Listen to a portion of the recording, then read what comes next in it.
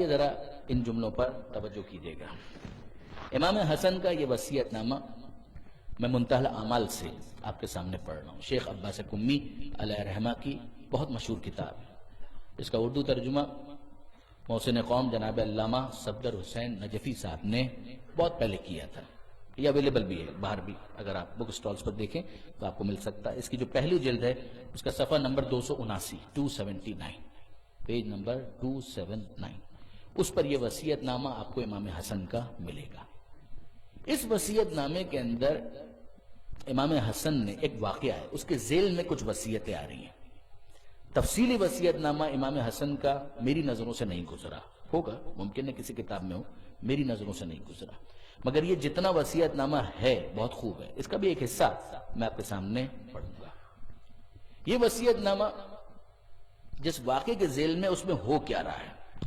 ایک شخص آتا ہے، کتاب احتجاج میں روایت ہے کہ ایک شخص امام کی خدمت میں حاضر ہوا اور کہنے لگا، سنیے اے فرزند رسول، آپ نے ہماری گردنیں خم کروا دی۔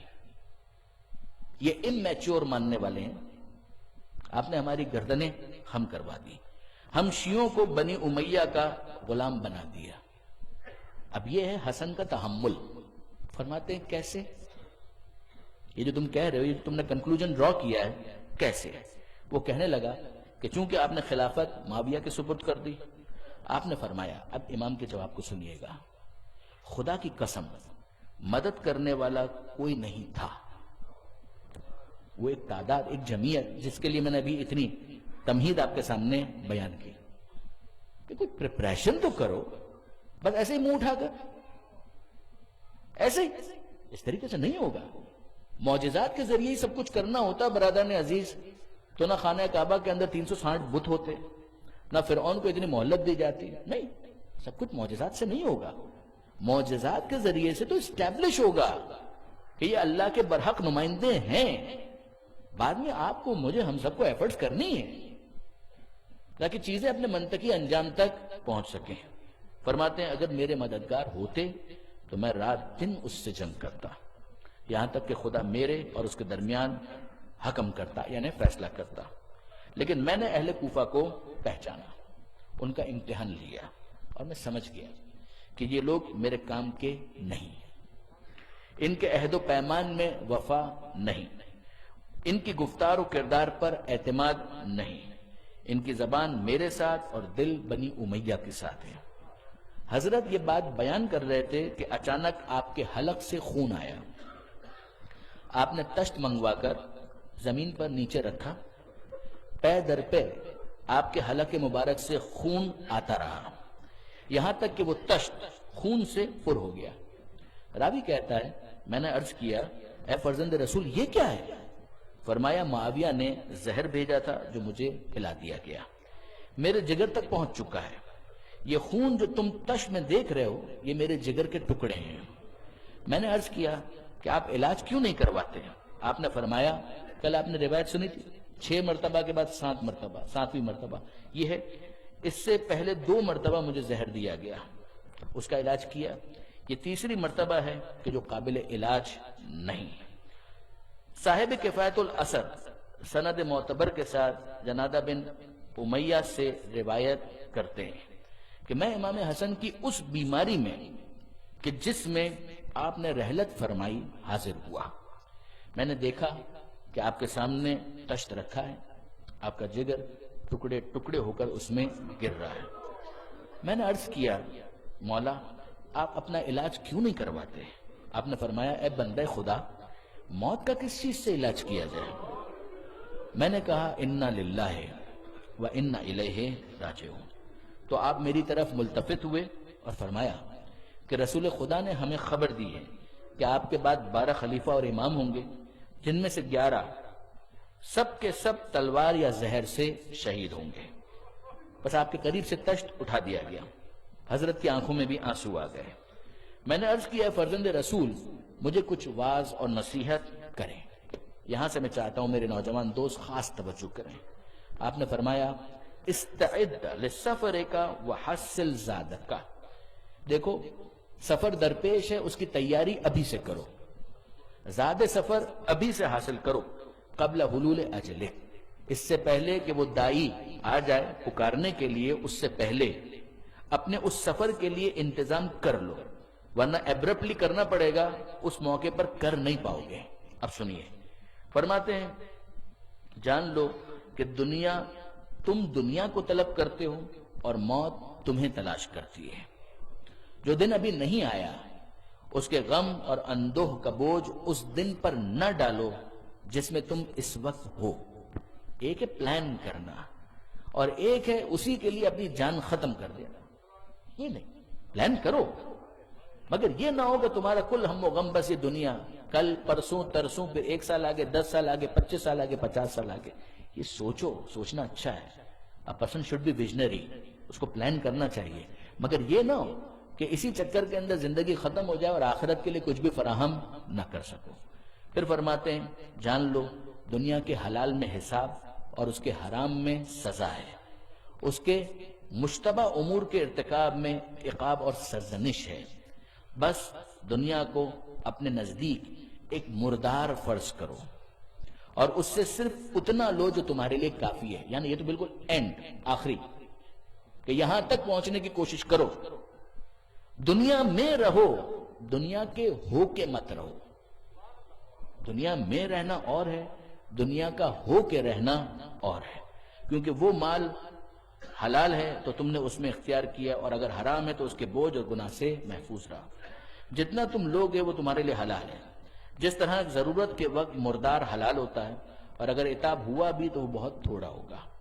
دنیا کے لیے اس طرح کام کرو گویا تم اس میں ہمیشہ رہنے والے ہو، اور آخرت کے لیے اس طرح کام کرو کہ گویا کل مر جاؤ گے۔ یہ پچھلی تمام باتوں کا خلاصہ ہے۔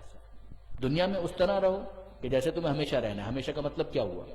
ہمیشہ تو نہیں رہنا ہے، نہیں، رہو اس طرح۔ کیا مطلب؟ جہاں پر آپ کو زیادہ رہنا ہے اس کے لیے آپ ٹال سکتے ہیں، کل کر لیں گے، ابھی تو ہیں یہاں پر، پرسوں کر لیں گے، ابھی تو ہیں یہاں پر۔ یعنی دنیا اور آخرت کا جب معاملہ ہو، ٹکراؤ ہو جائے، میں سست بننا نہیں سکھا رہا ہوں، میں یہ نہیں کہہ رہا ہوں کہ انسان سست بن جائے۔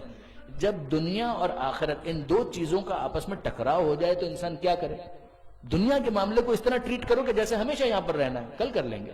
آخرت کا معاملہ فوراً کرو، کیوں؟ اس لیے کہ ہو سکتا ہے ابھی جانا پڑ جائے، ہو سکتا ہے یہی سانس آخری ہو۔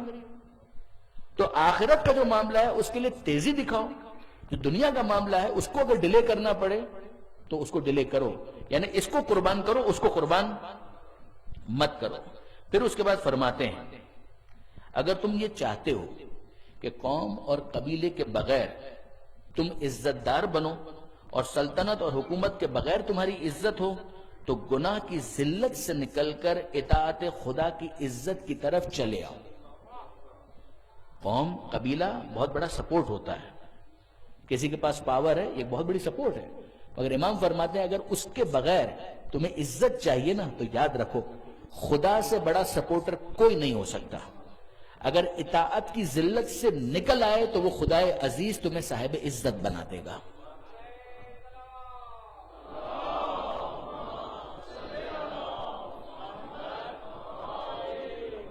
اس قسم کے مواعظ، باتیں، نصیحت امام کر رہے تھے، یہاں تک کہ آپ کا سانس رک گیا، رنگ زرد پڑ گیا۔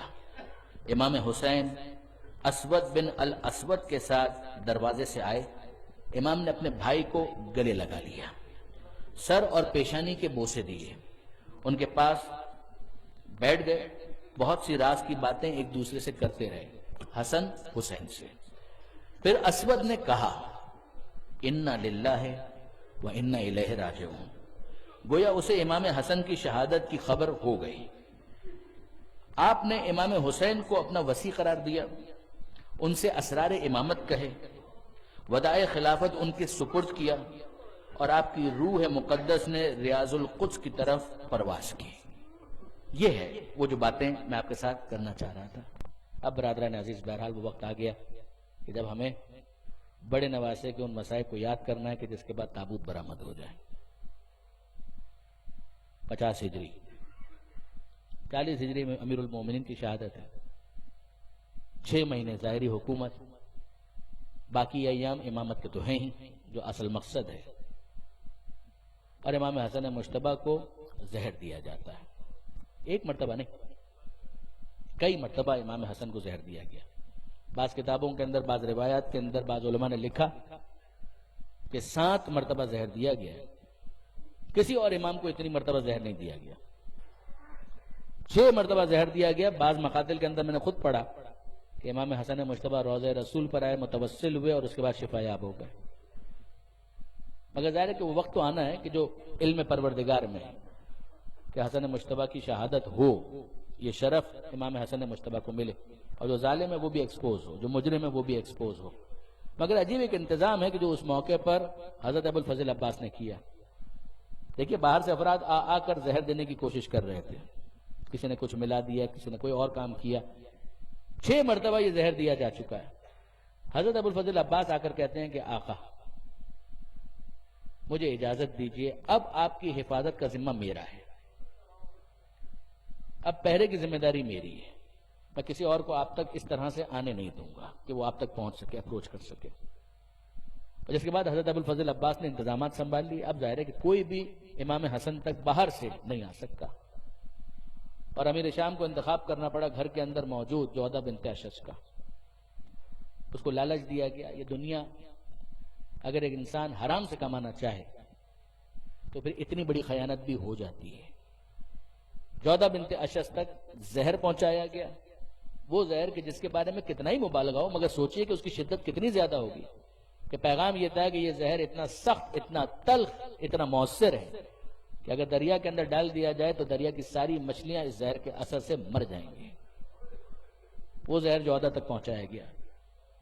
سرکمسٹانسز جو حالات ہیں وہ معمول کے نہیں ہیں، ایکسٹرا آرڈنری ہیں. تو اس موقع پر انتظام بھی اس طرح کا. بعض علماء نے یہ لکھا کہ انتظام یہ تھا کہ امام حسن مجتبیٰ جب رات کو آرام کرنے کے لیے لیٹا کرتے تھے تو ایک طرف امام حسین کا بستر ہوتا تھا، دوسری طرف جناب زینب ہوا کرتی تھی، درمیان میں امام حسن مجتبیٰ سویا کرتے تھے. اور پھر رات وہ آ گئی، یہ جو شب شہادت تھی، یعنی آج کی رات، آدھی رات کے قریب جب امام حسن مجتبیٰ لیٹے ہوئے تھے اور وہ سراہی کہ جو پائنتی امام حسن مجتبیٰ کے سرہانے پڑی ہوئی تھی کہ جس کے اندر پانی موجود تھا، امام حسن مجتبیٰ علیہ السلام اسی سراہی سے پانی لے کر پیا کرتے تھے. جودہ بنت اشج آہستہ آہستہ آئی اور اس نے اس سراہی کے اندر زہر کو ملا دیا. امام حسن مجتبیٰ جس وقت بیدار ہوئے، پانی کی خواہش ہوئی تو سراہی کی طرف ہاتھ بڑھایا، سراہی کو اٹھایا. جناب زینب نے آواز سنی کہ میرا بھائی بیدار ہوا ہے، شاید اسے کسی چیز کی ضرورت ہے. تو فوراً کہنے لگی بھیا حسن آپ زحمت نہ کریں، آپ کو پانی چاہیے، میں آپ کو پانی پلاتی ہوں. حسن مجتبیٰ نے روک دیا کہ یاد رکھیے گا حسن مجتبیٰ علم امامت سے تو جانتے ہیں کہ کیا ہونے والا ہے، کہ اگر میری بہن زینب نے اپنے ہاتھوں سے یہ پانی پلایا تو زندگی بھر زینب کے دل میں یہ ملال رہے گا کہ افسوس پانی میں نے اپنے ہاتھوں سے پلایا. حسن مجتبیٰ کہتے ہیں نہیں بہن زینب، اس وقت تو میرا امام کی حیثیت سے حکم یہ ہے، یہ پانی میں خود پی لوں گا. حسن مجتبیٰ نے سراہی کو اپنے ہاتھوں سے اٹھایا، کوزہ آب بھرا اور پھر اس کے بعد اپنے لبوں سے متصل کیا، پانی پیا. اور اب اس کے بعد ایک عجیب جملہ حسن مجتبیٰ کی زبان پر آ گیا. یہ پانی پینے کی دعا تو نہیں ہے جو حسن مجتبیٰ پڑھ رہے ہیں. حسن مجتبیٰ کیا پڑھ رہے ہیں؟ انا للہ و انا الیہ راجعون رضا بقضائک و تسلیما لامر. عزیزو یاد رکھیے گا یہی وہ الفاظ تھے جو حسین نے اس وقت کہے تھے جب اصغر کا لاشا ہاتھ میں تھا، اور یہی جملے اے مالک میں تیری رضا پر راضی، میں تیرے امر کے آگے سر تسلیم خم کرتا ہوں، یہ حسن مجتبیٰ نے اس وقت کہے ہیں کہ جب وہ زہر آلود پانی پیا ہے. مگر اب اس کے بعد کیفیت کیا ہے؟ ایک طرف وہ کوزہ گرا، دوسری طرف حسن مجتبیٰ بستر پر گرے، اور تیسری طرف حسن کے جگر کے ٹکڑے کٹ کٹ کے لگن میں گرنا شروع ہوئے. جناب زینب دیکھ رہی ہیں، حیران، پریشان، فریاد، ماتم. حسین مظلوم آگے آئے اور کہنے لگے ارے بھیا یہ کیا ہوا؟ حسین کی کیفیت یہ تھی کہ سر پر امامہ نہیں تھا، پیر میں نالین نہیں تھے، اور کہنے لگے بھیا یہ کیا ہوا؟ آپ کو معلوم ہے حسن مجتبیٰ کا جواب کیا تھا؟ حسن مجتبیٰ کہنے لگے کہ بھیا جو بھی ہوا ویسا تو کچھ نہیں ہوا جو تیرے ساتھ ہونے والا ہے. لا یومک یومک یا ابا عبداللہ، وہ دن جو تجھے دیکھنا ہے اے میرے بھائی حسین، وہ دن تو نہ پہلے کسی نے دیکھا اور نہ بعد میں کوئی دیکھنے والا ہے. جو بھی ہوا بہت کم ہوا. اور پھر اس کے بعد جگر کے ٹکڑے تو کٹ رہے ہیں، حسین سے بھی کچھ وصیتیں کی، اور پھر اس کے بعد کہتے ہیں زینب ذرا ایک کام کرنا، فروا کو بلانا، فروا کو بلانا۔ اب جناب فروا جب آئی ہیں تو اکیلی نہیں آئی ہیں، ان کے ساتھ 13 مہینے کا قاسم بھی موجود ہیں۔